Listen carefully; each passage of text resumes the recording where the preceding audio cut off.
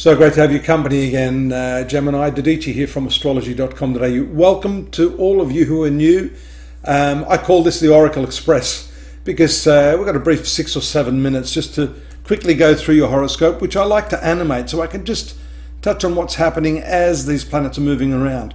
The big thing I've been saying to all of the star signs this month has to do with the retrogression of all of these planets here. And in fact, there's Venus as well, retrograde.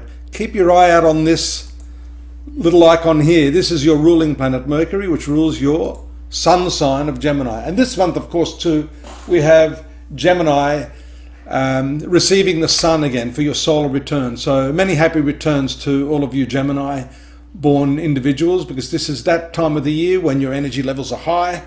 But we see that the combustion, that is the conjunction of Venus and the sun here, retrograde Venus, ruling your 5th house of love affairs and also your 12th house of charitable expression, expenses, is increasing in power. Retrogression basically means an increase in the power, and regardless of what you've heard, yes, it does indicate a going back over old ground, a revisionary sort of period, but in that process it actually enhances the power of that planet. Fortunately for you, Venus is a friendly planet.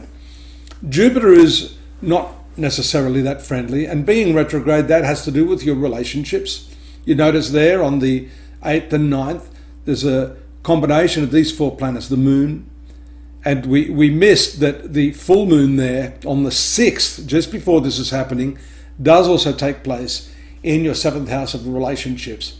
Notice also last month I mentioned the karmic points strongly influencing this area.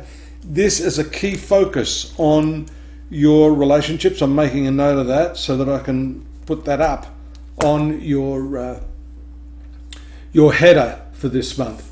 Relationships are going to be an important component. It could be that your partner, if you're in a relationship, is also going through a very powerful revisionary period shown by the retrogression. The moon and Mars here in your 10th house with Neptune on the 13th show a strong focus at that time on your work. Look, most of us are feeling the effects of the coronavirus epidemic, but here for you, you have to be very, very careful. The Mars and Neptune here in the 10th house shows that you're completely in the dark as to where you're going with your work. You definitely need more clarity, and you shouldn't have any fear about asking for that clarity. The Mars, action planet, Neptune, dreamy planet, when they're together, show that there's usually some sort of paralysis, an inability to actually ground yourself or to really figure out where the hell you're at. That's sort of made worse by the conjunction of the moon and Uranus there on the, I better get my glasses on, 13th or 18th. Wow, we're up to the 18th already. So 17th, 18th, that combination is there. Now, around that same time, you notice your ruling planet stationary. So it's getting ready to do its retrogression just there around the 18th and 19th. There it is now. It's gone retrograde on the 19th.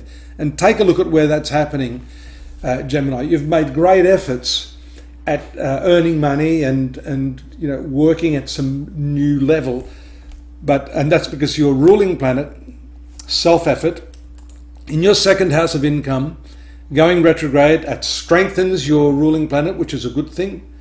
But it also shows that those efforts, particularly because the new moon is taking place in that specific area of your horoscope, that there may be some revamp of the way you've been tackling your financial affairs and how you're going to earn money. It could be that there are several different streams of money that you may look at.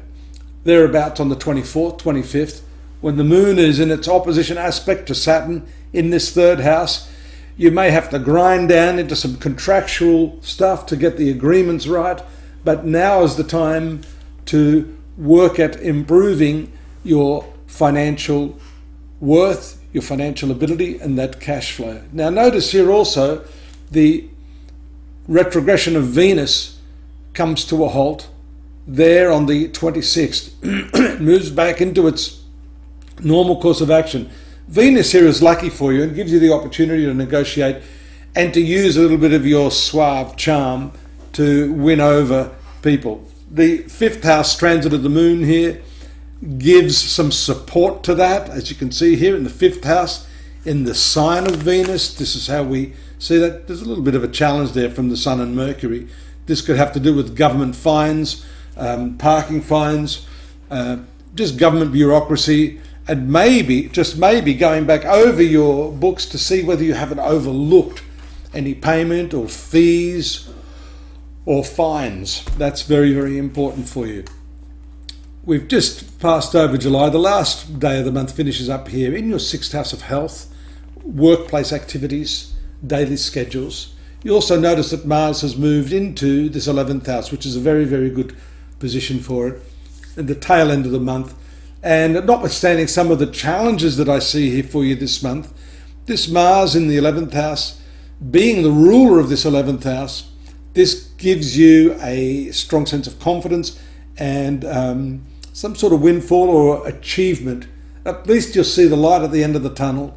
You've got some difficulties here. Mercury is still retrograde at the end of the month, but you've got the benefit of this forward movement of Venus, which allows you to negotiate in your favour.